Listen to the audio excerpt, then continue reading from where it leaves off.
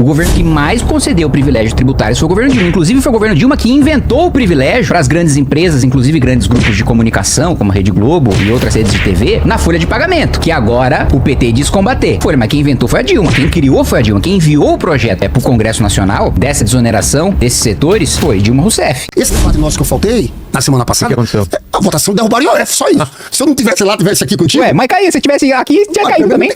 Pelo menos ia cair também, que a gente perdeu. Curapica está se afogando em um vazio indescritível. Mas ia perder do mesmo jeito. Você podia ter vindo. Você falhou nossa agenda, né, cara? Ia cair, você foi lá, não adiantou nada.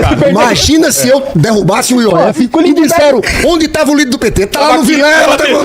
Pode crer. Porra, com o Lindbergh. Aí eu disse, mas perdendo tempo com quem? O Lindbergh lá, eles perderam 388 votos, imagina assim. Você vê o seguinte, a gente tem que pensar uma reforma do Estado mais profunda. Concordo. Mas a confusão é muito grande, tá? Todo dia acontece algo novo.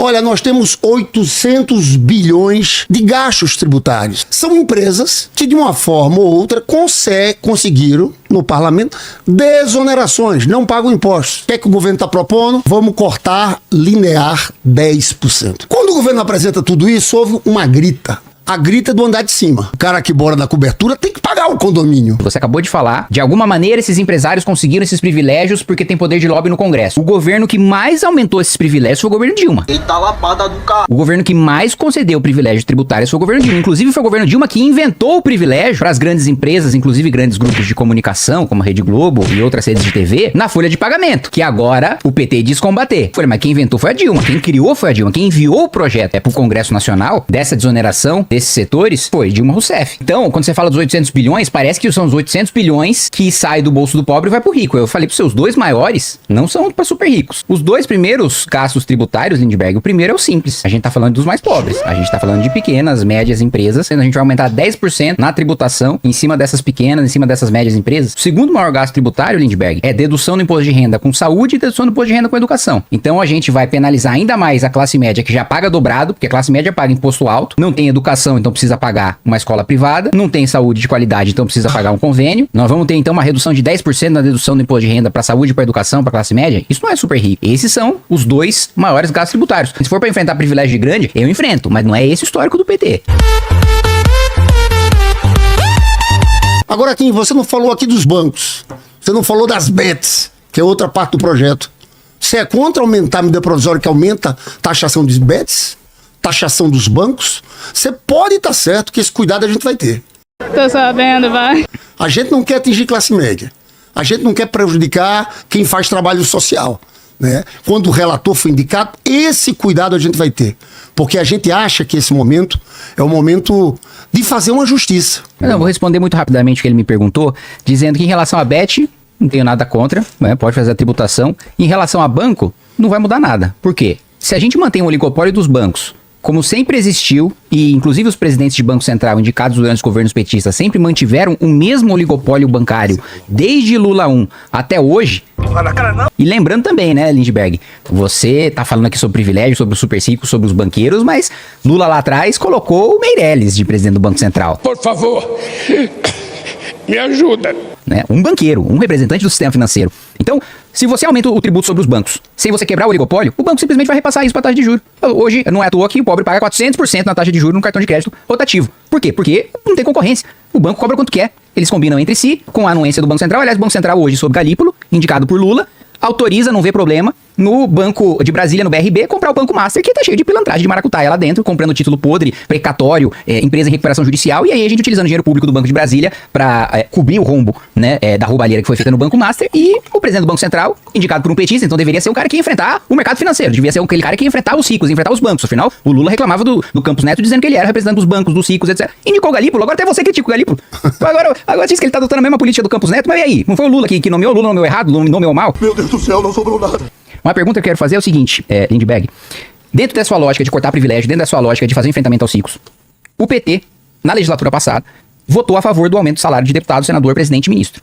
Deputado, senador, presidente e ministro já faz parte do 1% mais rico da população. Você acha que faz sentido falar em combate a privilégio, combate a mais rico, e aumentar o próprio salário de deputado, aumentar o próprio salário de senador, aumentar o salário do presidente da República? Esse é o primeiro ponto. Segundo ponto, recentemente foi votado o aumento do número de deputados. não só mais gasto, como também mais uma distorção na representatividade. Principalmente eu, que represento o estado de São Paulo, ficou mais diluído. A gente tem mais povo e menos deputado que outros estados. E o PT votou, na sua maioria, acho que você votou também a favor, de aumentar o número de deputados, né? E aumentando os gastos. O Lula publicou medida provisória, beneficiando a Âmbar, que é a empresa de energia dos irmãos Batista, tirando 2 bilhões de reais do dinheiro do pagador de imposto pobre e passando pro bolso do bilionário dos irmãos Batistas. Taxa das blusinhas, cobrou 20% dos mais pobres, né? 88% de quem comprava online é de baixa renda, por causa do lobby do velho da Van, da Magazine Luiza, das Americanas, né? Então, o Lula atendeu o velho da Van, a Haddad atendeu o velho da Van. Como tá com o velho da Van agora? Como a gente pode falar de taxar pobre e mandar bilhão pra quem já é bilionário e falar em combater os super ricos? Quero fazer essa pergunta pro Lindbergh. Colocamos novamente e pautamos o projeto dos super salários aqui. Que é um ponto que pode ter unidade lá dentro. Porque, gente, tem desembargador ganhando 300, 400 mil reais. Essa é a realidade. Qual é o teto do super salário? O salário do ministro Supremo. Tinha um projeto que foi aprovado pela Câmara e está no Senado, que, sinceramente, é meio vergonhoso, porque eles estão dizendo o seguinte: o teto, em vez de ser 46 mil, pode ser 46 mil e mais 46 mil de penduricalhos, que dá 92 mil reais. Então a gente está pautando o projeto do PT para o governo para ser votado agora nesse bolo.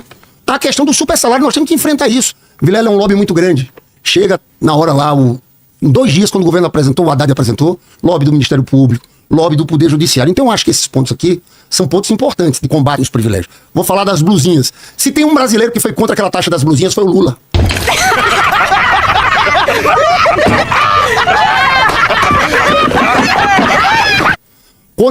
Contra. E mentira da turma bolsonarista, que tava tendo a lobby lá dentro com o velho da Van e a turma para votar aquilo. Foi o Congresso, foi uma votação do Parlamento, que queriam colocar 60%, o Parlamento votou. Você sabe que, você pode até dizer, o presidente podia ter vetado, podia, mas seria uma crise política. O Lula resistiu o tempo inteiro, digo mais o Lula e a própria Janja, a primeira-dama, que tinha essa posição muito clara contra essa taxa das blusinhas. Mentiroso! O Lula contra o tempo inteiro. Eu acompanhei isso. Aí de última hora disseram, cai de 60% para 20%, impuseram ali. Impuseram um acordo. Foi patrocinado e dirigido pela Câmara, pelo presidente da época. Foi isso que aconteceu. O Lula protestou contra isso o tempo todo. Essa é que é a verdade. E deixa eu te contar em relação à questão dos deputados. Todo mundo votou pelos seus estados. Votamos. Só que naquele momento, de lá para cá, houve uma mudança na conjuntura muito grande. O debate que está colocado no país agora é quem vai pagar a conta por essa crise que apareceu aí agora. Se são os mais ricos ou o que vocês defendem. Porque eu quero perguntar se o Kim defende tirar os pisos constitucionais de saúde e educação. Eu quero te perguntar, Kim, também, se você é a favor de desvincular o salário mínimo da Previdência. Ou seja, que o aposentado pague menos, ganhe menos do que um salário mínimo. Você entende, Vilela? A discussão aqui é quem vai pagar a conta. Então esse é o debate que está colocado para o país. E eu vejo uma reação muito grande do Congresso, sim. Porque nessa hora, ninguém quer mexer em nada. Ninguém quer abrir mão dos benefícios tributários. Desembargador não quer mexer no super salário. Ninguém. E aí? Então é em cima desse debate que eu te pergunto. Qual é a saída? A saída que o mercado oferece é essa. É tirar dos pobres. Primeiro ponto. Sou sim a favor de desvincular piso de saúde e de educação. E não é para investir menos em saúde e investir menos em educação. Nenhum país europeu, Estados Unidos, Japão, nenhum deles tem piso constitucional de saúde e educação. Todos eles têm saúde e educação melhor do que o Brasil. Esse modelo institucional é um fracasso. E é um fracasso porque não dá flexibilidade pro gestor governar como ele precisa governar. Aí você tá me falando, mas se não tiver piso, o político não vai investir nada, o presidente não vai investir nada, o governador, o prefeito não vai investir nada em saúde e educação. Não existe vinculação constitucional para assistência social. Não existe vinculação constitucional para Bolsa Família, por exemplo. E a assistência social foi um dos investimentos que mais aumentaram nas últimas décadas. Assim, em 10 vezes mais do que a gente via nas últimas décadas e não tem vinculação para isso. Como é que você soluciona o problema, por exemplo, de em 2026 a gente tem mais idosos do que jovens, com piso da educação e com piso da saúde, com a realidade de 5 mil municípios diferentes, em que tem município que tem pessoas mais idosas que precisam investir mais em saúde e menos em educação porque não tem mais aluno. Essa é uma questão de governança, não é de tirar dinheiro do pobre para passar pro rico. É política pública pro pobre mudando de acordo com a prioridade do gestor. E para fechar, eu quero colocar o seguinte... Não foi respondido também, você falou sobre teto, sobre privilégio, mas do fato do PT inteiro ter votado na legislatura passada em aumentar o teto, em aumentar o salário dos ministros do Supremo, em aumentar o salário dos deputados, em aumentar o salário dos senadores, em aumentar o salário do presidente da República, em aumentar o salário do Procurador-Geral da República. Você acha que cerca de 36 mil reais era um salário baixo, era um salário incompatível com a função de um parlamentar, precisava aumentar para 46 mil reais? Você que está falando do enfrentamento aos mais ricos, a elite pública também é elite, assim como a elite privada, e precisa ter seus privilégios enfrentados, inclusive a elite política. Veja só. O Brasil dessas desigualdades. Aí vamos lá, 800 bi de benefícios tributários. Isenções de todo tipo. Nós temos aí pagamento de juros, algo em torno de 900 bilhões. Então, cheio de problema no andar de cima. Qual é a proposta deles? Isentar os ricos, porque você foi contra a taxação dos fundos exclusivos. Então, o cara que ganha 100 milhões, ele pode ter um dinheiro num fundo e não paga nada. E o gari tem que pagar. Aí corta de onde? Corta de saúde, de educação. A saúde e a educação brasileira tem que melhorar muito. No governo do Temer, quando fizeram o teto de gasto no governo do Bolsonaro, foi uma queda muito grande, foi uma coisa que o Lula recuperou. Então, Kim, nesse aspecto aqui, é preciso a gente saber que lá tá. Você faz o discurso correto em relação a privilégios do funcionalismo, que eu concordo, mas parece uma defesa grande das elites brasileiras, como se pudessem ter privilégios. E os trabalhadores pagando a conta. E vão ter menos saúde e educação. Segunda pergunta, Kim. 3 minutos pra fazer pergunta e algum comentário que queira fazer. Vamos lá, primeiro ponto, fundo exclusivo. É mentira, Lindbergh, que fundo exclusivo não pagava imposto, pagava na realização. Só na saída. Exatamente. E os outros têm um come conta. Na saída. O que significa? Justamente pra, ou seja, Você deixa 10 anos parado lá, você não Exato, você não, paga se você não sacou o dinheiro, Tá. se você não pegou aquilo que o seu investimento rendeu, você não paga, porque afinal de contas não tá indo pro seu patrimônio, tá lá ainda parado, você não realizou o lucro. Tirou. E isso, Lindbergh, é assim no mundo desenvolvido todo. Não, tem assim cotas, no é de mundo, 6 é meses. assim no mundo desenvolvido todo. Por isso, inclusive, qual que foi o efeito prático? Qual Devia foi? ser assim pra professorato Não. municipal. Qual que foi? Só quando se aposentar, você ia pagar o imposto. Tem vários, tem É uma vários. aposentadoria, Não. Tem vários investimentos, inclusive previdenciários, que a professora faz e que ela só paga na realização, né? E aqui eu não tô fazendo defesa de rico, de bilionário, o que eu tô fazendo defesa é do Brasil, do sujeito não tirar o dinheiro daqui, que foi o que aconteceu. Porque essa tributação não tem no Paraguai, não tem no Uruguai, essa tributação não tem no Chile, e os investimentos dos fundos exclusivos foram pra lá. A gente perdeu dinheiro com isso, Lindbergh. Não trouxe benefício nenhum pra gente. Verifique com o Ministério da Fazenda. Pergunte pro Haddad, quanto é que foi arrecadado com isso dos fundos exclusivos? No momento que saiu a notícia, todo mundo tirou.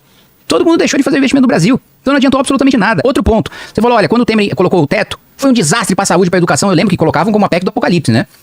Com o teto de gastos, a mortalidade infantil diminuiu, o indicador de saúde, e o IDEB cresceu acima dos governos petistas. Então não teve desastre de saúde e de educação, não. Pelo contrário. O Haddad, quando foi ministro da Educação, teve a capacidade de quadruplicar o gasto com a educação e entregar a gente no ranking do PISA pior do que ele pegou. Ele entregou um monte de colégio técnico, um monte de universidade. Aí a avaliação, quanto que o aluno tá aprendendo de português, matemática, ciência? Pior no PISA do que ele pegou. Aí veio o teto de gastos e a gente cresceu no IDEB. Então qual que é a desculpa de que é a política de destruir política pública, de destruir educação, de destruir saúde? Você ter teto de gastos, alguns com um pouco mais de gasto real, alguns com um pouco menos de gasto real, com um pouco menos de gasto real, é política no mundo desenvolvido inteiro, que tem saúde, educação e segurança melhor do que a nossa. E não tem o nosso arranjo fracassou, Lindbergh. Não é à toa que a gente tá atrasado, que a gente ficou pra trás de outros países que estavam no mesmo estado que a gente. Olha quando a gente tava 40 anos atrás, olha a gente tava Coreia do Sul tava atrás da gente. Sobre privilégio tributário pra rico. Quando o Lula 1 pega o país, era de 2% do PIB. Quando Dilma entrega em 2015, vai pra 6,7% do PIB. Então quem triplicou o privilégio tributário pra rico, pra bilionário, foram os governos petistas. E não foi iniciativa do Congresso Nacional não, viu? Todo o privilégio, todo o benefício tributário veio de iniciativa do Executivo ou de parlamentar da base do governo. Vamos lá. Ah, mas Lula 3 é diferente, você pode me dizer. 2024 teve um destaque do PSOL pra reduzir privilégio tributário, tava lá, PLP 210, um destaque no PLP 210. O PT todo foi contra, unânime, em não poder fazer esse corte de privilégio tributário já em 2024. Outro ponto. Mais uma vez reforço, foi Dilma que criou os privilégios na Folha, né, na renúncia na Folha, inclusive pra Rede Globo. Como é que você justifica a Dona Maria, lá, a manicure do salão de beleza, pagar o tributo na Folha e a Rede Globo não pagar? Quando você falou, mas é momento econômico. Em que momento econômico isso é bom, Lindbergh? Nunca isso é bom. Outro ponto, pra fechar. Em 2023, governo Lula, o BNDES emprestou 73 bilhões de reais a juros subsidiados pra grande empresa. Tô excluindo todos os empréstimos para pequenas empresas.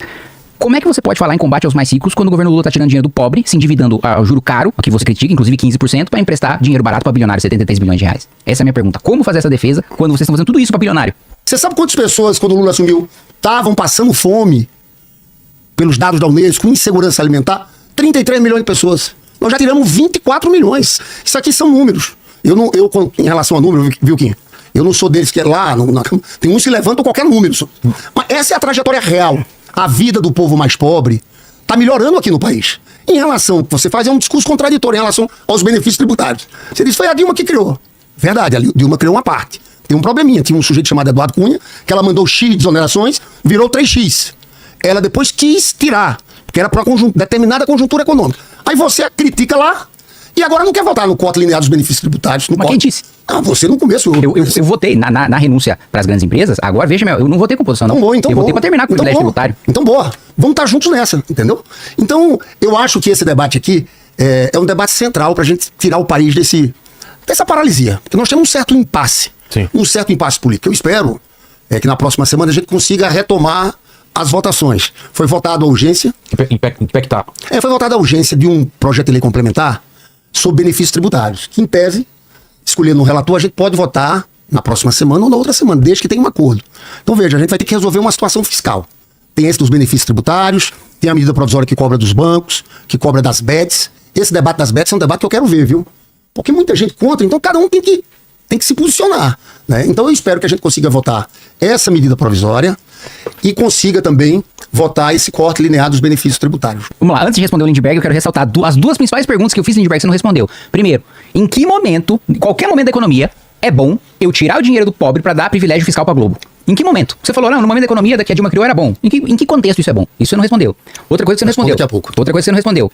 Como que você pode falar em combate a bilionário, em combate a rico no governo Lula, quando em 2023, o governo Lula, ele concedeu 76 bilhões de reais do BNDES para grande empresário. E não são todos os empréstimos do BNDES, eu já excluí todos para os pequenos e médios. 76 bi saiu de bolso de pagador de imposto pobre para ir para rico. Você não me respondeu. Como se pode falar em combate a bilionário sem você falar nisso? Respondendo, e outro ponto também para corrigir, você jogou pela segunda vez, né, a culpa na Câmara dos privilégios do governo Dilma, né? Que é o meu. Desculpa aqui. Vai. O Lindbergh toda hora quer me distrair aqui, ele tá sacaneando já. Foi pra tirar sua atenção. Toda hora ele, olha o tempo, olha o tempo. Não. É que agora tem dois. Então Desculpa. Eu tenho 3 agora, né? Tá. Desculpa. Eu usei 1, tá, vamos lá. Você falou, jogou a culpa na Câmara em relação aos privilégios tributários do governo Dilma. Na maior parte, né, no período em que a Dilma criou a maior parte dos privilégios tributários, foi 2011 2014. Cunha não era presidente da Câmara. O presidente da Câmara era do PT. Cunha assumiu em 2015. E a aprovação foi de 11 a 14. A aprovação da maior parte deles. Então não dá pra eximir Dilma e o governo petista de responsabilidade. E outra correção. Se o corte em relação às renúncias tributárias tá excluindo aquelas da Constituição, como o Simples, por exemplo, não é linear, Lindbergh está falando errado. Não, porque se for linear, era em cima dos 800 bi. Então não é em cima dos 800, é em cima de 150. Se é em cima de 150, a gente vai cortar 15 bi. E o governo aumentou o gasto em 250 bi. Então assim, o governo tá gastando 250 e vai economizar 15 com privilégio tributário, isso é uma piada. Eu quero cortar mais privilégio tributário que isso. Eu que sou da direita, o defensor dos ricos, dos banqueiros e tal. Olha, primeiro, porque tem que responder E perguntar no final. Deixa eu perguntar no final. Deixa eu contar, é mais claro que quando eu falei corte linear, como é uma lei complementar, tudo que está garantido pela Constituição está fora. Então não é 800 bi. Não é 800 bi. O Haddad está falando em 20 bi que vai ter pro governo.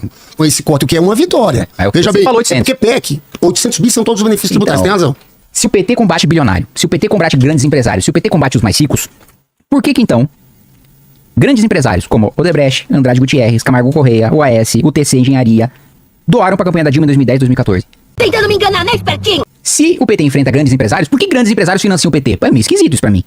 Por que a JBS mandou 65% das suas doações para a campanha da Dilma em 2014? O JBS, os irmãos Wesley me parece que são bilionários. Da última vez que eu vi, tinha algumas dezenas de bilhões. Por que o bilionário então tá doando pro PT se o PT enfrenta bilionário e privilégio de bilionário? Cosan, do Rubens Ometo, doou mais de 10 milhões de reais. Mais de 10 milhões de reais para campanhas petistas. Então, o Ometo é um bilionário também. Se ele tá tendo seus privilégios, seus interesses enfrentados, ele que é um bilionário que explora o trabalhador, por que ele tá doando pro seu inimigo?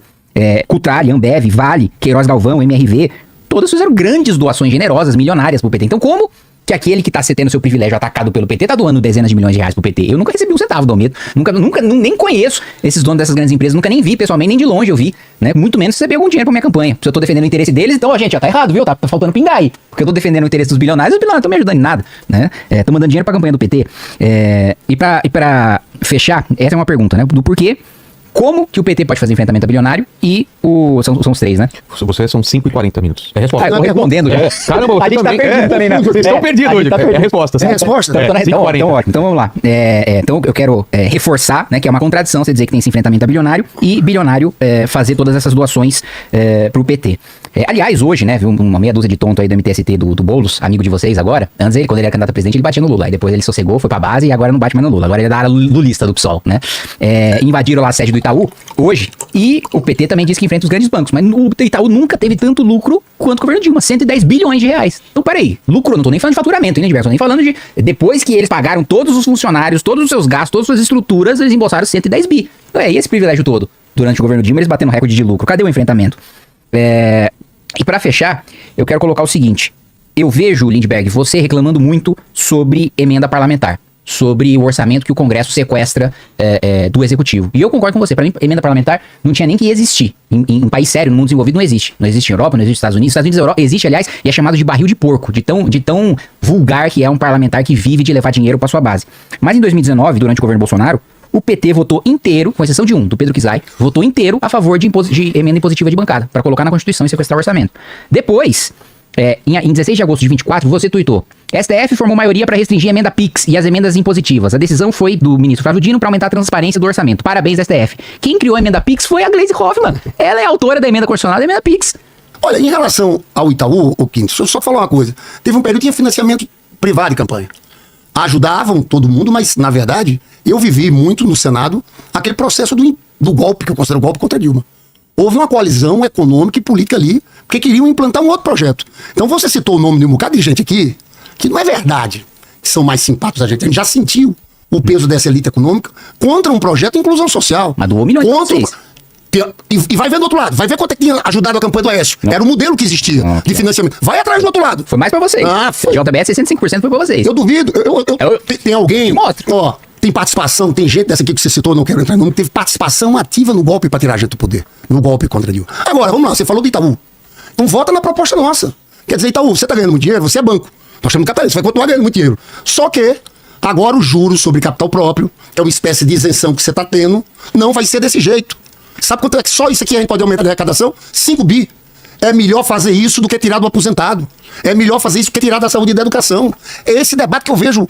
Muita gente da Câmara faz discurso para fora e na hora não entra isso. Então esse é um ponto central. E eu quero entrar aqui já, no tempo que me falta, sobre isenção de imposto de renda. A proposta do Haddad. Olha, o Lula, Vilela, vai entrar para a história como o presidente que mais baixou o imposto, ao contrário das fake news. É verdade, Lindbergh. Sabe quanto Não, aí você forçou a mão. Você não, eu vou te dar um número. Sabe quantos por cento dos brasileiros vão ficar sem pagar imposto? 92% dos brasileiros. Sabe por quê? Eu te digo, Vilela. Governo Temer e Bolsonaro. Quem ganhava acima de R$ 1.903 pagava imposto de renda. Bolsonaro não reajustou a tabela de imposto de renda nem pela inflação. O que aconteceu com o Lula já agora? Já está 2 salários mínimos. Quem ganha 3.030 e tantos não paga imposto de renda. Com a votação dessa anistia, dessa isenção, até R$5.000 e a redução de 7 mil para entre 5 e 7 mil vai ter redução. 92% dos brasileiros não vão pagar impostos. É claro que a compensação que a gente quer é o quê? Que tem uma tributação maior dos ricos. Porque sabe o que acontece? Eu falei aqui já da professora do Gari, que pagam 27,5%. Eu já falei deles. Mas é o seguinte, essa turma, nós estamos falando de 140 mil pessoas só pela proposta do Haddad que contribuiriam. 0,06%. Sabe o que é que o Haddad e o Lula estão querendo? Que paguem entre 2,5% a 10% é muito pouco. Sabe quanto é nos Estados Unidos? Os mais ricos? 37,5%. Na Europa, 40%. Então essa é a realidade. Eu quero saber, Kim, se você vai votar a favor desse projeto. Não era a pergunta dele, era a réplica. Agora, Kim. Já bagunçou. Virou. Tudo bem, responde na sua pergunta. Você tem a terceira e última pergunta desse bloco pra ele. 3 minutos para responder e perguntar. Vamos lá, Lindbergh, anota aí pra você estar esquecendo de me responder. Emenda Pix. Vou falar sobre isso. isso. Você criticou. Quem criou? Foi a Gleice. A Gleice estava errada? Não. A Gleice cometeu um erro grave. Eu vou te explicar o que a emenda é isso. Pix. Tá. Emenda impositiva de bancada. PT errou ao votar a favor, a constitucionalizar a impositividade dessa emenda? Eu acho que só o deputado Pedro Kizai, e eu parabenizo ele do PT, votou contra, e eu acho que ele acertou. E todo o resto do PT errou. Você concorda comigo? Todo o resto do PT votou errado, fez mal. Nós somos contra isso. Eu a acho. emenda Pix da Gleice é diferente. Eu vou te explicar. Então, nós quem? Porque o PT inteiro votou a favor da PEC, menos o Kizai. Então você pode ser, não sei o resto dos seus colegas. Seus colegas da leitura passada votaram a favor. Mas agora eu preciso te responder também, né? Você colocou sobre... porque o Bolsonaro não reajustou nem pela inflação. Nos 16 anos que o PT ficou no poder, também não teve reajuste da tabela nem pela inflação. Você está enganado. Você é bom de número, aí você está enganado. Teve 1, 2 ou 3 anos que não houve. Você está enganado. 1 ou 2 ou 3 anos é a maior parte dos anos. Não é verdade. 1, 2 ou 3. Não é verdade. A maior parte dos anos. Não é verdade. De 1 para 2 para 3 é muita coisa. Não. E terceiro que, na maior parte dos anos... Eu tô dizendo a você que você está errado nesses números. Vou te falar, olha... Eu peço a Mansur aí daqui aqui já para levantar aqui, que é fácil levantar. Eu vou te mostrar. Claro. Não, você tem que pedir pra assessoria mesmo. Pra isso.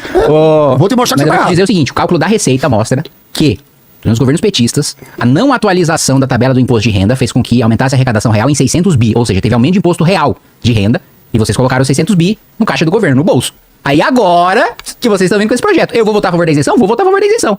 Agora, eu acho que todo mundo tem que pagar menos. O que você falou. Porque a Europa é tanto, os Estados Unidos é tanto, e a tributação do consumo deles. Vamos cortar aqui também, do consumo para ser igual dos Estados Unidos. Claro. A tributação do consumo, você concorda que tem que ser a mesma alíquota dos Estados Unidos, a mesma alíquota da Alemanha? Né? Aí sim, quando a gente tiver produto baratíssimo e a gente não estiver assaltando metade o bolso do trabalhador na consumação, aí nós vamos conversar. Porque acho que a diferença fundamental, Lindbergh, entre meu debate, mim e você, nessa questão é o seguinte. Eu defendo que todo mundo pague menos porque o Brasil tem a maior carga tributária nos países em desenvolvimento. A maior de todos os nossos países, entre todos os nossos países. Inclusive os mais ricos pagam menos? Inclusive. Não vão pagar nada, já não pagam quase nada. Inclusive. Mesmo porque você falou, por exemplo, do Itaú. Aí você falou, mas você vai votar juros sobre o capital próprio do Itaú? Eu vou fazer uma proposta que você vai achar que eu sou de extrema esquerda agora, Lindbergh, pra ver se de fato você quer enfrentar banco, de fato você quer enfrentar privilégio. Porque o que eu disse pra você, e eu repito, é o seguinte, não adianta aumentar imposto no banco se eles têm oligopólio, se eles têm o controle do mercado, eles vão passar tudo pro lombo do trabalhador, como sempre passaram. Então vamos dissolver o Itaú e separar em 3, 4 bancos diferentes, transformar o Itaú em 3, 4 bancos diferentes, pra concorrer entre si e proibir que o mesmo grupo econômico controle esses 3, 4 bancos diferentes. Aí sim a gente vai estar falando de mexer com interesse grande. Aí sim a gente vai estar falando em mexer com lucro de banco de verdade. Porque se for manter a regulamentação do Banco Central como sempre se manteve em todos os governos, inclusive nos governos petistas, vai repassar esse custo pro lombo do trabalhador, a mesma coisa IOF. Vocês falaram sobre o IOF de tributar em cima dos mais ricos, as grandes empresas não se afetam por isso, porque elas têm acesso ao mercado de capitais. Quem depende de banco na tributação de crédito no IOF é pequena e média empresa. O grande pega no mercado de capital e não depende de banco. Então vocês estão atribuindo, vocês falaram, né, nessa história do IOF, de tributar o mais rico, e na prática vocês estavam colocando nos médios e nos pequenos empresários. E aí, a pergunta que eu faço pra você é o seguinte, ainda sobre a emenda parlamentar. 16 de maio de 2025, a Natália Portinari do UOL revelou que o Lula criou um orçamento secreto de 3 bilhões na saúde pra distribuir pro Centrão. E você se diz um crítico do orçamento secreto. Como é que é? Desculpa aqui. Ei. Não, peraí, agora eu vou precisar. Não, eu vou repetir, eu preciso de tempo. Então vai. Em 16 de maio de 2025, a Natália Portinari, jornalista do UOL, revelou que o Lula criou um orçamento secreto de 3 bilhões da saúde pra distribuir pro Centrão. Quero saber sua opinião sobre isso. Em 2024, o PT, inclusive com voto de Vossa Excelência, votou contra a emenda do PSOL que permitia um bloqueio de 15% nas emendas não impositivas. Ou seja, o PT considerou mais importante deixar cortada a saúde e da educação antes de bloquear dinheiro pra emenda parlamentar. Então quem tá falando de cortar em política social não sou eu. Foi o voto de vocês que derrubaram essa emenda, né? Então a pergunta que eu quero fazer pra você é o seguinte. Lula e você reclamam do Congresso sequestrar o orçamento, mas a Glaze foi a autora da emenda PIX. O PT votou a favor da impositividade de emenda de bancada. O Lula criou 3 bi de orçamento secreto. E eu vou trazer um bastidor aqui. O PT ofereceu 5 milhões de reais em emenda de orçamento secreto para cada deputado que votou o tal do pacote de ajuste fiscal do Haddad. Então, o Lula dizia na campanha que o orçamento secreto era o maior escândalo de corrupção da história do país. E agora, deixou de ser? Não é mais o orçamento secreto, é o orçamento do amor? O que você tem a dizer, Lindbergh, sobre o governo pagar 5 milhões para cada deputado de orçamento secreto para votar a medida do Haddad? Agora, ele foi 6 minutos. Ele tem Ele 3 tinha minutos três. a mais. Ele tem 8 minutos, até 8 minutos pra Não, mas responder. não era a minha pergunta? Então, Era 3, três eu minutos. tinha 3, você fez 6. Agora ele tem 8 minutos pra responder. E achar uma bateria. É, normal, Por isso que normal. aquele negócio 15 minutos e 15 é melhor que o cara vai No terceiro bloco é assim. Deixa eu primeiro corrigir aquilo que eu tinha te falado. Olha aqui. Pra ser criterioso. Dizer ano a ano do governo. Primeiro ano do governo Lula ganha em 2002, assume 2003 e 2004. Não faz correção da tabela. 2 anos. 2005 faz uma correção de 10%. Compensando o que aconteceu 2 anos. Foi 10% a mais de correção. 2006, correção de 8%. Resultado do primeiro mandato do Lula, correção acumulada de 18%. Menor que a inflação acumulada. Que foi menor, um pouco menor que a inflação acumulada, mas teve correção. Vamos deixar Aí aí. vamos depois. 2007, 4,5%. 2008, 2009, 2010, 4,5%. Então veja, isso aqui foi parte de um reajuste automático. Então a sua história que o PT ficou 16 anos. Vamos lá, Dilma. Correção em todos os anos. 2011, 2014, continuou o reajuste anual de 4,5%. 2015, aí ela fez uma coisa diferente. Faixas menores tiveram correção de 6,5%. E as outras tiveram entre 4% e 5%. Isso aqui são números. Mas então vamos Porque admitir. Vamos Tá admitir. bom, Vamos admitir que somando é menor que a inflação. Não, tudo não. Somando. Na superior, não. acima da- Desse processo do nosso governo, eu não tenho dúvida. O Brasil não crescia 4,5% todo ano. Teve correção aqui de 10% do Lula lá atrás. Então, veja, é completamente diferente do que aconteceu agora, que não houve zero. Nem inflação. Tanto no Temer como no Bolsonaro. Era 1903. Foi decisão do presidente Lula. Não adianta jogar pra trás. Eu acho que eu trouxe o livro certo pra você. Porque muito sofisma. Nesse caso... Foi abaixo da inflação, te garanto que foi abaixo da inflação. O que eu te digo... Veja, Lindbergh, você mesmo criticou a falta de transparência de emenda PIX, tá no seu tweet aqui que eu li. E aí você disse, ó, que bom que o Flávio Dino mudou a lei, aprovada e idealizada pela Glaze, pra dar mais transparência pra emenda PIX, porque quando foi aprovada no texto da Glaze, não tinha transparência da decisão do Flávio Dino. Então você tá admitindo, ou então você voltou atrás nessa ideia do seu tweet, você tá admitindo que no texto original da Glaze não tinha transparência e depois o Supremo declarou que essa falta de transparência do texto da Glaze aprovado era inconstitucional. Aí você pode falar, não, de fato, tem um reparo a se fazer naquele texto que foi aprovado pela Glaze e eu concordo com o Supremo, mas o texto original estava errado. Aí você tem que concordar comigo. Eu quero resgatar coisas aqui pra deixar o Lindbergh, dar oportunidade pro Lindbergh responder sobre tudo sem deixar escapar nada, né? Primeiro, eu acho engraçado quando fala ultraliberal, sei lá, eu penso no Ultraman, lendo um livro de liberalismo. Ultraliberal, né? Parece um negócio que é hiper extremado, né? Um negócio revolucionário. Vou matar uma pessoa pra promover o livre mercado, né? Um negócio, né? Você fala com um cara, um ultra esquerdista, eu tô pensando num stalinista, né? Tô pensando num cara, mas enfim, vamos lá. Lindbergh, eu quero que você me explique nessa sua lógica de combate a privilégio e tributação dos mais ricos. Primeiro, você não deu sua opinião sobre a minha proposta da gente dissolver o Itaú e dividir em 4 bancos diferentes pra promover a concorrência, acabar com o oligopólio e baixar juros. Vambora, como é que faz isso? Ué, então. Vocês estão no poder, vocês podem. Vocês estão no uso, vai lá com o CAD e manda, ó, precisa quebrar em Minha 4 conta porque é tá lá, oligopólio. cuidado que vocês vão fazer. Entra Você com não é contra o Estado intervir? Não, eu acho que tem que promover concorrência. Eu acho que tem assimetria de informação, tem falhas de mercado. Eu não sou anarquista, né? O liberalismo contemporâneo, né, defende sim que haja o combate à assimetria de mercado, que haja o combate à falha de mercado. O que não me parece é que vocês querem fazer esse enfrentamento, porque vocês foram aliados históricos dessas elites, né, que vocês dizem combater. Mas vamos reforçar então. Que bom que você concordou com essa proposta. O Itaú fica esperto, que a qualquer momento o Lula pode dissolver vocês em 3 ou 4. Aqui que o Lindbergh concordou comigo. Lindbergh, quando a gente pega os últimos 20 anos, né, da perspectiva histórica, o Brasil foi um dos países em desenvolvimento que menos se desenvolveu. A miséria e a pobreza caiu em todos os países em desenvolvimento. Todos.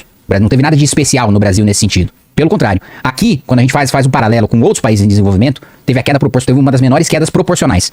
Né? Então, nos últimos 20 anos que a gente viu, na realidade, foram os nossos pares. Antes a gente fazia piada, né? Tal produto vem do Paraguai. Hoje é o contrário. O Paraguai tá mais rico, tem uma renda per capita maior, se desenvolveu mais. O Uruguai é a mesma coisa. O Chile é a mesma coisa. O Sudeste Asiático é a mesma coisa. Coreia do Sul é a mesma coisa. Outros países em desenvolvimento é a mesma coisa. Então nós ficamos para trás, nós fracassamos. Não foi o modelo institucional que funcionou e que nos fez avançar. E eu quero que você me explique, nesse sentido, aliás, é um comentário na pergunta dele. Então eu vou comentar o seguinte. O Lindbergh diz que tem um enfrentamento aos mais ricos, que o governo Lula está preocupado em enfrentar os mais ricos. Lindbergh votou, PT e PL, né? Lula e Bolsonaro votaram juntos ali, para aumentar o preço da nossa conta de luz, Vilela, em 200 bilhões de reais. Os dois votaram juntos para derrubar o veto do Lula, viu? O PT votou para derrubar o veto do Lula e aumentar 200 bilhões de reais da conta do mais pobre. PT e PL, Lula e Bolsonaro também votaram para aumentar o fundo partidário em dezenas de milhões de reais, né? Também para derrubar um veto do Lula. Não, vocês votaram para derrubar. Certeza absoluta, vocês votaram para derrubar, Lindbergh. Em 2023, o governo Lula aumentou os gastos públicos com programas sociais e retornou políticas como o PEC, Programa de Aceleração do Crescimento. Na sua visão, esse aumento de gastos comprometeu a responsabilidade fiscal? E o que você achou da condução de Fernando Haddad no Ministério da Fazenda nesse contexto? Não, acho o seguinte, o problema não é gasto social, é muito diferente do que o Lindbergh coloca. Em nenhum momento eu defendi cortar saúde e educação. Desvincular o piso significa que um município, por exemplo... sabe uma coisa que eu já vi acontecer? Prefeito que não tem o que fazer com o dinheiro na educação. Eu não tô falando que isso é uma realidade do Brasil inteiro, mas eu tô falando que não dá pra impor esse piso pra 5 mil municípios. Por quê? O prefeito tava, assim, com gente morrendo em fila de hospital. Só que na educação, ele não tinha onde gastar. E aí o que ele fazia? Sobrava isso? Sobrava. Só que ele precisava gastar, senão ele comete crime de responsabilidade, porque é a obrigação imposta pela Constituição. O que ele fazia? Ele trocava os computadores de todas as escolas todos os anos pra gastar aquele dinheiro. O que eu defendo é que você tenha flexibilidade no orçamento, dentro de saúde, de educação, de segurança, de meio ambiente, de política social, para o governante eleito fazer a melhor administração daquele dinheiro possível. É isso. E é o que acontece no mundo desenvolvido, é o que eu disse, Lindbergh. Esse é o modelo dos países desenvolvidos. E todos eles, sem exceção, têm a saúde, educação, segurança, infraestrutura e meio ambiente melhores. Quer dizer, meio ambiente não, porque os países europeus não são muito exemplo, não. Mas saúde, educação e segurança, eles têm os melhores do que as nossas. E eles não têm essa vinculação. É loucura você vincular uma porcentagem da receita e comprometer essa receita sem você saber, eu preciso gastar nisso? Isso é prioridade? Ótimo. O gasto que eu fiz funcionou? Vamos avaliar a qualidade desse gasto? Não existe essa avaliação. O que eu sou contra é como eu acabei de colocar. 200 bilhões de reais em aumento de conta de luz, que PT e PL votaram para aumentar. E isso acho que o Lindbergh não nega. 92% da bancada do PT votou para aumentar a conta de luz em 200 bilhões de reais para favorecer bilionário. Construtor de termoelétrica. Energia suja, financiada com o nosso dinheiro para aumentar a conta de luz, que o PT, em 92% da bancada, votou para aumentar essa conta de luz. E fala sobre os mais pobres como se a vida deles estivesse maravilhosa agora. A gente está vivendo uma inflação de 7% nos alimentos. Né? O Lula apresentou um veto para obrigar pessoas com doença sem cura. Então imagina, Vilela, você tem uma doença que não tem cura. E aí você teria direito a receber o BPC, que é o benefício de prestação continuada. Você apresenta, né, o diagnóstico e recebe aquele benefício. O Lula queria que você ficasse apresentando aquele diagnóstico várias vezes, mas é uma doença que não tem cura. Então não vai mudar o seu diagnóstico, você não vai ser curado. E o Lula apresentou um veto para que essa pessoa tenha que ficar, tem uma doença crônica sem cura, ela seja obrigada para manter o seu benefício a ficar apresentando um novo diagnóstico dando uma doença que não tem cura. Outro decreto do Lula, aliás, que saiu semana passada. Ele soltou o decreto para incluir o Bolsa Família no cálculo de renda de idoso e de pessoa com deficiência para receber o BPC.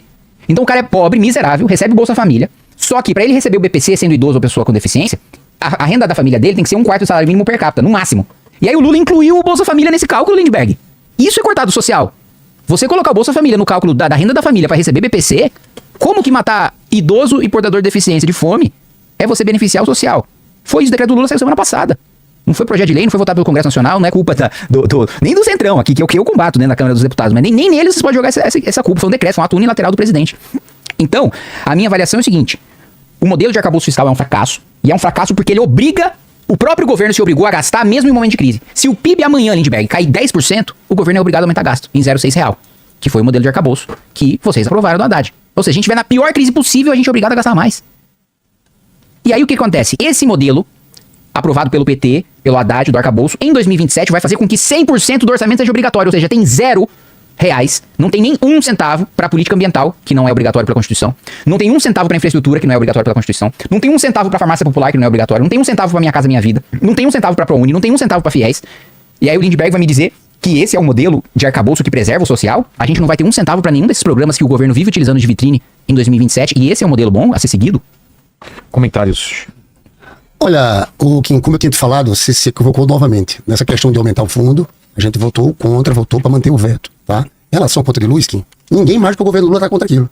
Porque teve uma votação lá dos vetos, ia cair todos os outros vetos com prejuízo grande pro governo. O governo muda a orientação, porque vai lançar uma medida provisória para para ser contra aquilo. Foi essa orientação. A gente sempre segue o governo. Não fique achando que a gente vai votar contra o governo no caso desse. Então foi daquelas negociações, o prejuízo de uma votação ia ser muito maior, o líder do governo, Randolph, fala sobre aquilo e a gente muda com a medida provisória, vai sair agora. Você vai ver. Né? Em relação à educação e saúde, o que você está dizendo, mexer entre educação e saúde dentro dos municípios. Primeiro, eu não conheço um município que está sobrando dinheiro de educação. Eu não vejo isso. O professor ainda ganha um salário muito maior nesse país. Foi fundamental ter colocado um piso para os professores. Então essa história do que mundo você vive? Que está sobrando dinheiro em educação e saúde. Eu acho que era a cabeça dos milionários da Faria Lima. Quer dizer, estão gastando muito. Sabe qual é o problema daqui, Vilela? O culpado é o pobre aposentado que ganha um salário mínimo. É o professor que está gastando muito. Que história é essa? Que eles estão querendo acabar são com as vinculações constitucionais. Não é só transferir de um para o outro. É diminuir a obrigatoriedade. Em vez de 18% e 15%, saúde 15%, você baixar para 12%, para 11%, para 10%. E isso é assim, é criminoso.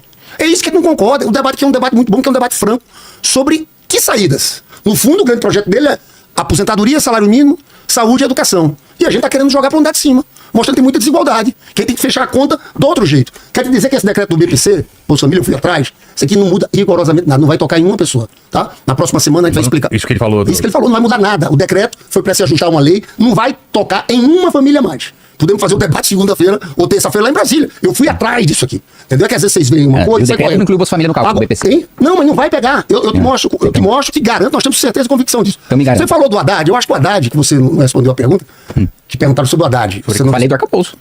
Eu acho que o Haddad está sendo um ministro, nesse momento, que está jogando um grande papel. Essa questão da desigualdade, gente, ele fala com muita convicção. Porque a gente sabe que isso é insustentável no país, entende? Então eu acho que o ministro Haddad está dando uma grande contribuição, porque dessa vez, eu falei antes que o Lula conseguiu fazer as mudanças em outra conjuntura sem enfrentar esse debate das desigualdades estruturais. Esse é um tema, nós temos uma chance no país de pautar para fazer uma mudança estrutural. Não é implantar o socialismo, não é tomar o poder das elites, não. É minimamente ter um discurso equilibrado. Vilela, seria revolucionário se o Brasil, os ricos, pagassem impostos como os Estados Unidos, como a Alemanha, como os países europeus. Aqui não paga. Por exemplo, quando eu falo de herança, nós não estamos falando de herança para todo mundo, mas herança de milionários. Aqui no Brasil é 4%, no máximo 8%. Sabe quanto é? Nos Estados Unidos, 40%. Na Alemanha, 60%. Eu não estou defendendo que seja isso igual, mas em todo lugar tem uma situação diferente. Nada é tão atrasado do ponto de vista tributário como o Brasil. É um consenso da economia que o nosso modelo é insustentável. Né? E não só o modelo da Previdência é insustentável, como o que eu coloquei, o orçamento do arcabouço fiscal, um modelo aprovado pelo PT, vai fazer, e isso eu queria muito escutar o Lindbergh sobre isso. Eu tô favorável. A nota do que? Do arcabouço? Jamais. Fui contra. Aqui, votei do arcabouço. Isso é horroroso esse desenho, Lindbergh. Em 2027, a gente vai ter 0%, zero de orçamento discricionário. Farmácia Popular não tá na Constituição. Minha Casa Minha Vida não tá na Constituição. Né? ProUni não tá na Constituição. FIES não tá na Constituição. Programas ambientais não tá na Constituição. Infraestrutura não tá na Constituição. Gasto com segurança não tá na Constituição. Gasto com transporte não tá na Constituição. Todos isso são despesas discricionárias. A gente vai ter zero pra isso. Não vai ter dinheiro pra pagar conta de luz e conta de água de ministério. O Brasil nunca viveu isso. Nunca teve um colapso das contas públicas nessa magnitude. Nunca teve que paralisar a máquina pública por falta de orçamento discricionário. Hoje o presidente da República já governa sobre 8% do orçamento. Quando chegar o próximo presidente, que não vai ser o Lula, que eu acho que o Lula nem disputa a eleição, né, fazendo uma avaliação pessoal de que não tem nem condição de vencer e não quer ficar na biografia com a sua derrota, depois a gente pode até apostar nisso, Lindbergh, eu acho que o Lula nem candidato e até reforçando, né, segundo o discurso do Lindbergh, a população inteira tá vivendo bem, os pobres estão vivendo bem, mas tem dezenas de milhões de pessoas vivendo bem e caindo em fake news, e por isso mesmo vivendo bem tá brava com o Lula. Eu acho impressionante a capacidade dessas fake news. Olha, o Lula é candidatíssimo. O sangue de Jesus tem poder, tem poder, tem poder. O negócio do super salário você tá querendo demais, né? Por que não faz o que a gente apoia a PEC dele? Porque o governo mandou um projeto e vai mandar outro agora, dos super salários. Ou então vamos fazer uma coisa neutra juntando todo mundo lá. Se for PEC não resolve. Se não for PEC não resolve. Não, eu acho encaminho, porque o problema da PEC é que são 308 votos. Mas nesse ponto aqui nós temos convergência de que essa coisa é vergonhosa. Esse projeto não anda porque tem um lobby gigantesco do Ministério Público do Poder Judiciário. O governo vai apresentar outro projeto, porque aquele que está no Senado está desmoralizado. Certo. Mas tem nenhum problema de assinar minha, não. Pode assinar aqui? Eu não queria, rapidinho porque aqui, você vai... Rapidinho, pode assinar aqui, ó. É beija, né? A gente não assina dele, porque você não assina o nosso. Ué, vocês assinaram na legislatura passada? Vocês não assinaram o nosso. Ele quer que a gente dê o troféu pra ele. Tira o teu nome, vamos botar o de outro. Alguém mais neutro aqui. Alguém mais neutro. Na legislatura passada vocês não reclamaram. Agora vocês reclamaram. Porra, sacanagem. Lindbergh, na legislatura passada, o PT inteiro assinou a minha PEC de privilégio. Nessa legislatura, você é o líder. Por que o PT não... Falta 15 assinaturas, Lindbergh. Falta assim, eu coletei 90% das assinaturas, faltam 15. A proposta é muito simples, já expliquei. Nenhuma verba indenizatória para agente político, ó, eu tô deixando, deputado, senador, juiz, promotor, que juiz, promotor, juridicamente, agente político também, não pode ultrapassar o teto de 46, que vocês aumentaram o teto quando vocês votaram o aumento de salário de deputado, senador, juiz e promotor, que você não respondeu, aliás, eu queria que você respondesse sobre o porquê. Eu não tava nem aqui. Não, o PT votou, seu partido, vocês não são os militantes brabo, forte do PT, tem que defender o posicionamento do partido, dentro ou fora do mandato. Essa questão, por que assinaram antes? É o meu texto, e você é o líder agora, e não assinaram agora. Vamos assinar? O seu é azul. Esqueci um ponto. E acaba com férias de 60 dias. Deixa eu tempo é contar. o azul, ó. Eu tenho concordância total sobre esse projeto. Nós estamos com um projeto também, que não é PEC. Tá aí, você vai sair daqui com uma vitória parcial. Eu não tava querendo dar o troféu total você. Não, mas uma assinatura. Eu vou só conversar com minha bancada, mas minha tendência eu concordo. É de fazer um gesto aqui, a gente assinar e tentar ir pra isso. Tá bom? Você levou essa aqui, agora você vai votar no PL também, do governo Super Salário. Super salário, voto. Se cortar mesmo, se não tiver pegadinha, se tiver sacanagem, eu voto. Porque, igual aquele projeto que você criticou, que a Câmara votou, do PLP, que abriu um monte de exceção pra verba indenizatória, tinha um monte de sacanagem e me venderam também contra combate a super salário. E o PT votou. Ó, então essa aqui você ganhou. Eu vou conseguir esses votos pra gente assinar isso, porque é importante. Ó, rapaz, desde a líder do PT garante assinaturas Eu concordo do Partido dos Trabalhadores pra PEC de Eu privilégio. concordo totalmente por isso, eu fui o relator do fim do 14º. Já valeu. Já ganhou. Obrigado a todos, foi um prazer. E eu tô aqui caladinho querendo que você gaste seu tempo todo. Nada disso. E eu vou. Você admite então que o Petrolão aconteceu e que tinha gente do PT envolvida? Claro que teve escândalo de corrupção na Petrobras ali. Claro que teve gente do PT ali que teve envolvida. E teve gente de vários outros partidos envolvidos. E quando eu falei Fernando Henrique, não foi acusando o Fernando Henrique, não. Que seja dito isso. Não foi acusando o Fernando Henrique. Dizendo que os Tá caras. dizendo que desde a época dele tinha alguma. Mas isso é depoimento dos caras todos, entendeu? É uma coisa muito estrutural. Por isso que eu acho que a saída nesse caso aqui tem que ser uma saída institucional. Fortalecer as instâncias. Fortalecer a Polícia Federal. Porque isso ameaça, inclusive, a democracia, né? Claro! É a desmoralização da democracia da política. Aí você vem aventuras autoritárias por aí que surgem a partir disso. E a pergunta que eu quero te fazer, Lindbergh, é o seguinte. Então você tá me dizendo que Hugo Mota e Davi Alcolumbre, que foram eleitos com voto do PT, estavam na derrubada do IOF, a serviço do mercado, contra os pobres, e por isso pautaram a derrubada? Não vou falar isso do Hugo do Davi, porque aquilo ali teve um processo mais amplo, você viveu o que aconteceu ali. Ali eu diria o seguinte, que tem essa coalizão empresarial política, tem. Mas não tem só isso. Então os dois não têm culpa. Tem interesses. Ok, eu não vou dizer isso do Davi, do Hugo Mota. Pô, Lindbergh. Você tá querendo botar aqui... Eu já disse na Paraíba, a gente diz, ele tá pensando que eu sou besta lá na Paraíba, que eu sou paraíba. Mas você disse Nós que a estamos num trabalho agora de retomar uma saída, construir uma pauta, que eu falo de benefícios tributários, faça corte de benefício tributário, né? A gente vai tentar agora um processo de construir uma saída. Aqui, eu sou o líder do PT, todo um processo como esse, e que eu acho que foram muitos fatores que levaram aquilo tudo a acontecer. Eu acho que foi muito ruim o que aconteceu. Não tinha necessidade daquilo. Podia ter falado de forma franca. Ó, nós vamos fazer isso. Eu acho que não foi legal aquilo acontecer às 11h35, mas agora já estamos em outro momento. Estamos no momento de tentar construir saídas, desde que preservando os mais pobres de uma coisa que a gente não abre mão, de tributar o mandado de cima. Mas então, Lindbergh, aí eu preciso te entender. Porque você acabou de passar o podcast inteiro falando porque o IOF é só no crédito do rico, é o andar de cima, é de banqueiro, quem votou tá contra pobre, e com a receita do IOF a gente ia pagar programa social, então quem tá pela derrubada do IOF é pra prejudicar o pobre. Aí eu falo, bom, só é votado quando o presidente quer. Se Hugo Mota... Ele quer intriga. Se Hugo Mota jamais tivesse pautado, se Davi Alcolumbre jamais tivesse pautado, então o pobre tava salvo, o rico tava tributado. Então, ou eles têm culpa ou eles não têm culpa. Ou você tem a posição de firme, de que é rico, de que é pra prejudicar o pobre, ou não. Ah, o Hugo Mota, não tem culpa, ele só pautou. Mas se ele não tivesse pautado, não tinha aprovado. O Davi, não tem culpa, ele só pautou. Estamos em outra fase. Agora a gente tá bem, Paulo Lindbergh. Pode falar, Mike. Fala. Não, agora responde. Responde aí, mano. O meu tempo eu tô com 5h27, 7h18. Explica mais. Vai. Não entendi. Não entendi. Vai. Eu quero saber a responsabilidade de Hugo Mota e de Davi Alcolumbre. Você já levou a assinatura da sua PEC. Você ainda quer tirar Olha, aqui uma tá vendo? crítica minha direta ao Hugo Mota e ao Davi. O pessoal tá falando assim ao vivo, não é? Eu já levou minha PEC, ele ainda quer levar uma declaração Mas minha. não teve. Vai lá, filho. Não, ou eles têm culpa ou eles não têm, Lindbergh. E aí? Tem culpa ou não tem? Não, claro que a gente reclamou. A gente acha errado. Eu reclamei. O Hugo Mota sabe que o presidente não gostou, que eu não gostei. Eu sou líder. Não foi uma situação legal. E eu tenho uma avaliação. E qual foi a que eu fiz. resposta? Foi muito... Eu acho que agora nós temos que levar esse país à frente. A gente tem que organizar a pauta. Nós queremos muito resolver essa questão pelo lado dos benefícios tributários. A gente corta dessas exonerações, alivia. O IOF que fizeram tudo isso aqui. Não adianta dizer que é o povo trabalhador que pagava o IOF, que não é. Eu já citei alguns exemplos aqui. O IOF é o seguinte: o cara tem uma conta lá em Nova York. Por que não pode pagar? Quando derrubaram o IOF, favoreceram esses caras.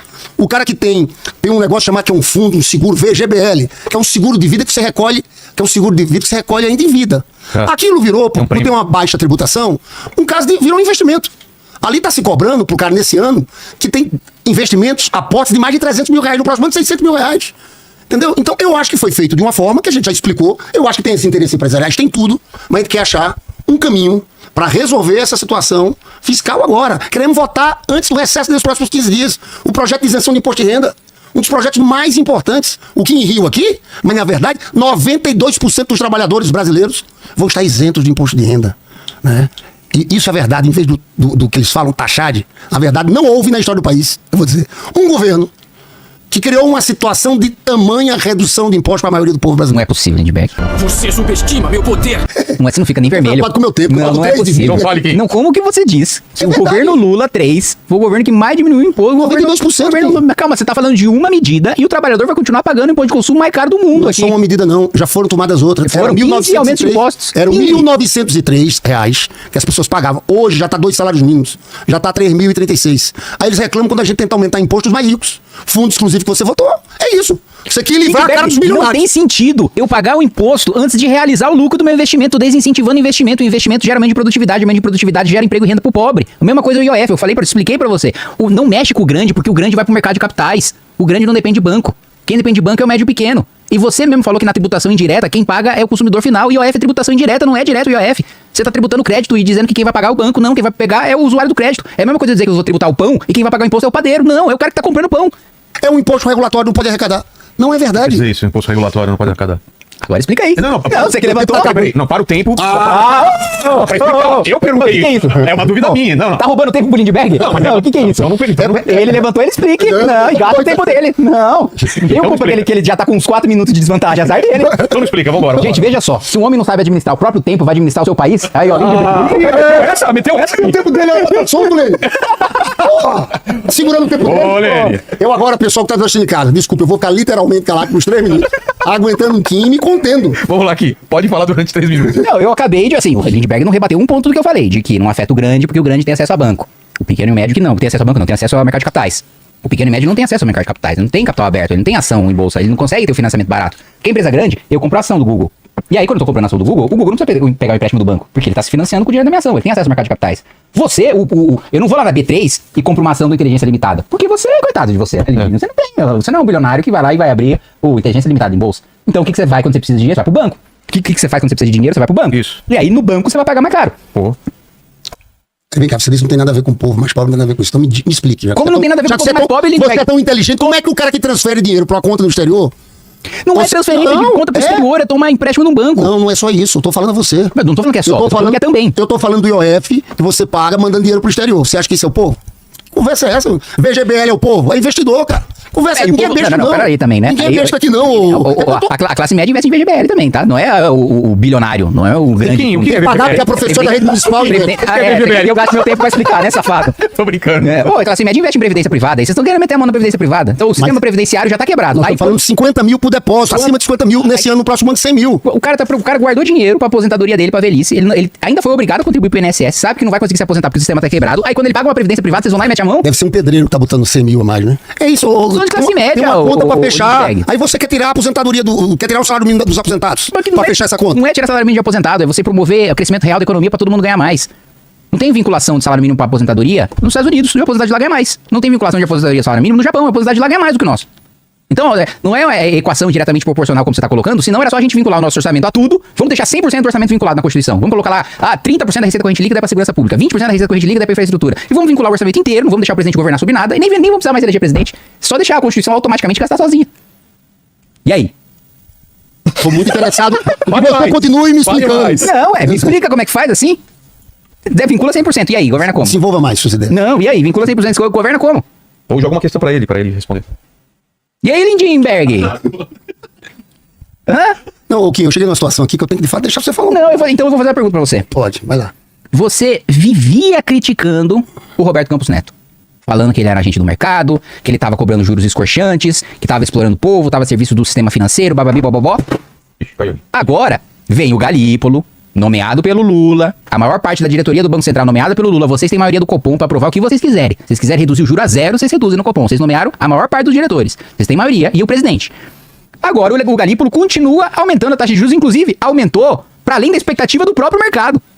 A maior parte dos bancos consultados achava que a taxa de juros ia se manter, não ia aumentar. Vocês sempre dizem que o mercado tá pautando lá, o Galípolo foi além do mercado. Aumentou o juro para além do que os bancos esperavam. E agora você vai falar o que do Galípolo? Eu já falei, sabe que nisso eu sou muito honesto do que eu defendo. Eu sempre fui crítico daquela política monetária. Acho que o Roberto Campos Neto fez uma política de sabotagem. Teve, de fato, na hora de sair, deixar armado 2 altas do Banco Central. Essa alta agora do Banco Central, sinceramente, uma visão muito conservadora, marcou, foi mais do que o mercado pediu. Eu fiz Twitter dizendo isso. Sabe por quê? Porque muita gente fala desse debate fiscal, falta de dinheiro. Você sabe qual é a grande questão? Nós tivemos um déficit nominal, quando você vai olhar o déficit de todo o país, foi 998 bi. Tá? Você sabe qual foi o déficit primário dos gastos com o programa social? 11 bi. 0,09. 980 e tantos bi foi de pagamento de juros.